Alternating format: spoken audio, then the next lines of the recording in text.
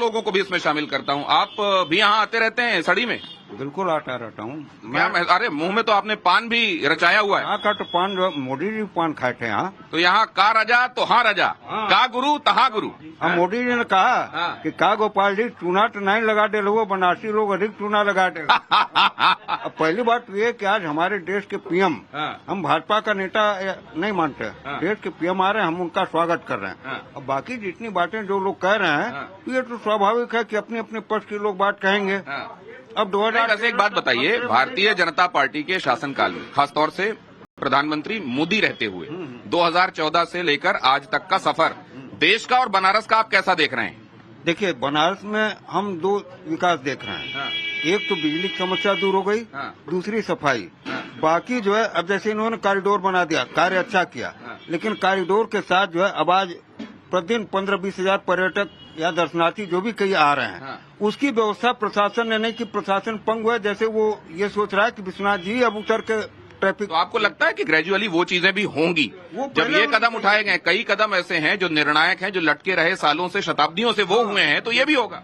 ये होगा, कब होगा? यहाँ तो रोज पैदल चलना मुश्किल। तो जनता में अधीरता है। देखिए, जो चाहिए, जो मिला है वो ठीक है, लेकिन और चाहिए, और ज्यादा चाहिए। अब आइए जरा, मैं पांडे जी से गुजारिश करूंगा, और आप भी आ जाइए, कौशल किशोर जी आइए जरा, थोड़ा सा टोटो में घूमते हैं। टोटो की बात की गई थी, आप भी आ जाइए सर, जितने लोग आप आ सकते हैं, और आप आ जाइए, देखते हैं कितने लोग अकोमोडेट होते हैं। आइए जरा आपके साथ, और आराम से। और ये तब तक बताएंगे हमको मनोज भाई, ये जो एक सेकंड इधर दिखाइए जरा, ये थोड़ा पत्तों के विषय में भी हमको समझाइए, क्या है ये प्रसाद देते हैं भोलेनाथ की, थोड़ा बहुत लोग लेके जाते, चढ़ाते हैं, कुछ लोग खाते हैं। तो जब प्रसाद मिल जाता है उसके बाद यहाँ बहस अच्छी होती है, उसके पहले बहस अच्छी? कोई ऐसे खाने वाला कोई नहीं है। हाँ, इसमें कोई प्रसाद खाने वाला नहीं, ये लोग चाय और बस, इसमें देखिए कोई ऐसे लोग। लेकिन कहते हैं कि प्रसाद के बाद थोड़ी सी मीठी चाय हो जाए तो और आनंद आता है, मैंने ऐसा सुना। ये तो होता है ऐसा, लेकिन ऐसा नहीं है कि सब लोग प्रसाद लेकर, ऐसा कुछ नहीं। सीधे शांति की प्राप्ति होती है, इसको खाने के बाद शांति की प्राप्ति होती है। तो आप लोगों ने यही खा लिया है क्या? नहीं, अभी नहीं, खाएंगे 2 बजे के बाद। नहीं,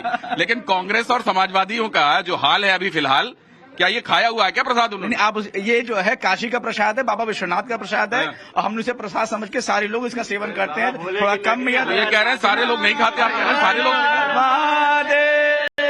हर हर महादेव। आइए, ये जो काशी की आत्मा को बताने वाला ये जो वाक्य है, ये जो भगवान का जयकारा है, हर हर महादेव।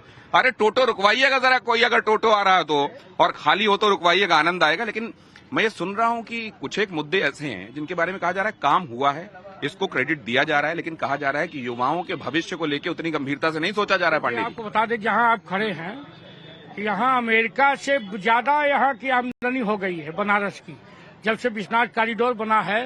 टोटो वाले, होटल वाले, नैया वाले, इन लोग क्या पता, ये तो खाली बोलना है, इनको दिखाना है कि कोई काम। तो कह रहे हैं काम नहीं मिल रहा है, ग्रेजुएट जो है वो सीवर साफ करने आ रहा है, इसलिए वो टोटो चला रहा है। तो गलत कह रहे हैं, अगर पढ़ा लिखा नहीं है तो सीवर कोई साफ कर सकता है। और मेरा ये सबसे बड़ी बात आपको बता दें कि इस मुल्क में पारदर्शिता के आधार पर नौकरी मिल रही है लोगों को। सबसे ज्यादा IAS PCS उत्तर प्रदेश से हो रहे हैं, उनको क्या पता? लोग हैं, ये अनपढ़ लोग न बोलेंगे।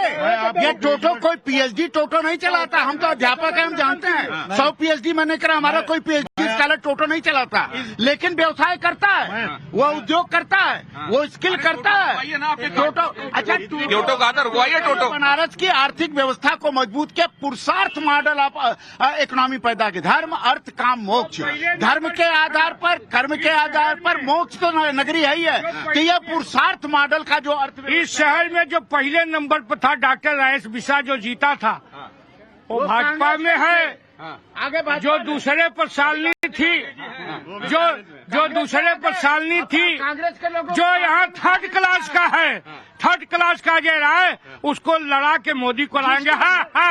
जिसका झंडा ही धो रहे हैं अजय राय का सिंबल, उनको 1500 वोट से हम ही लोग जिताने वाले हैं 1.5 बजे। हम आपको बताएं नहीं अजय राय, लेकिन अजय राय ये कह रहे हैं कि असली तो काशी वाला मैं हूँ। काशी वाले मोदी हो गए भैया, यहाँ गुजराती काशी वाले हैं, यहाँ गुजराती मोहल्ला है, यहाँ हर गुजराती बनारसी है। और मोदी तो बनारसी बोलते हैं, मोदी बनारस में 10 साल है, तो काशी वाला नहीं हुए, कहाँ के हो? असली काशी वाले वो हो गए। हम पूरे हिंदुस्तान को काशी वाला मानते हैं कि बनारस पूरा तो वो तो मान ही रहे हैं, वो मान रहे हैं। देखिए भौजाई हो गई, जब इटली से आके भौजाई हो गई, लुगाई हो गई, तो मोदी हमारे भाई हो गए, खराब है क्या? जब इटली से आके भौजाई हो गई तो मोदी हमारे भाई हो गए, इसमें खराब है क्या? ये जो आत्मीयता है मोदी को लेकर और इधर ये स्थानीयता को लेकर दावा अजय राय वाला, इसको आप कैसे देखते? अजय राय काशी के जन नेता हैं, 5 बार के इसी काशी पिंडरा से चुनाव जीत के हैं। ये पूरे जो है काशी का प्रतिनिधित्व करते हैं। काशी में ही अभी जो उनको इसी सरकार ने, इन लोगों ने उनको जेल डाला। हमको ये मालूम है कि मैं सुर्खियों में इसलिए आऊंगा, यहाँ कांग्रेस कमेटी का प्रेसिडेंट होने के नाते नहीं, लेकिन मोदी जी के अगेंस्ट चुनाव लड़ा एक बार फिर से, यही उनके खाते में रहेगा। उत्तर प्रदेश का अध्यक्ष बनारस में मोदी के खिलाफ चुनाव लड़ रहा है और इस बार पूरा उत्तर प्रदेश सिर्फ और सिर्फ रोजगार जो 30 लाख नौकरियों को वादा किया गया है उस पर इस भावना के साथ 5 किलो राशन पे वोट नहीं मिलेगा। इस बार 5 किलो राशन पे वोट नहीं मिलेगा। इस बार युवा अपने 5-5 परिवारों को पालेगा अपने तनख्वाह से। अरे मैं ये कह रहा हूं, लंबी बन के पालेगा। एक बात ये बताइए मयंक जी, ये कहा जाएगा कि जीत महत्वपूर्ण नहीं है, लड़ाई महत्वपूर्ण है। लड़ाई महत्वपूर्ण है, लड़ाई लड़के इस बार जीती भी जाएगी, इसकी भी चिंता आप मत करिए। कितने मार्जिन से इस बार मोदी जीत रहे हैं? आपको रिजल्ट बताना चाहता हूँ आंकड़े के साथ, आंकड़े की बात। 2014 में 57.9% वोट पड़ा था। मोदी जी को लगभग 5.5 लाख वोट से ऊपर मिला था, 4 लाख से जीते थे, 1 लाख में सिमट गए थे। 2019 में कुल मिला करके 1% वोट कम पड़ा, 56% वोट पड़ा। उसमें मोदी जी को मिला 7 लाख के आसपास वोट और वो जीते करीब 5 लाख के।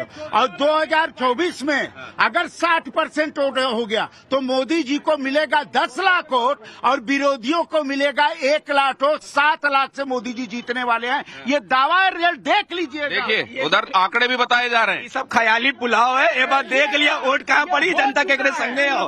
इस बार काशी अपने काशी के लाल को चुनाव जिताने जा रही है और इंडिया गठबंधन काशी में विरोधियों की जमानत जब्त है। एकमात्र मोदी, गठबंधन नहीं। एकमात्र मोदी है, बाकी की जमानत जब्त है। इस बार जुमलेबाजों को बाहर किया जाए। सुने, अभी मेरे साथ ये कुछ दिन पहले डिबेट में थे तो 10 लाख वोट से जिता रहे थे। आज 7 लाख पे आए, 4-5 दिन बाद कहेंगे 5 लाख, फिर कहेंगे 2 लाख, फिर 1 से 10।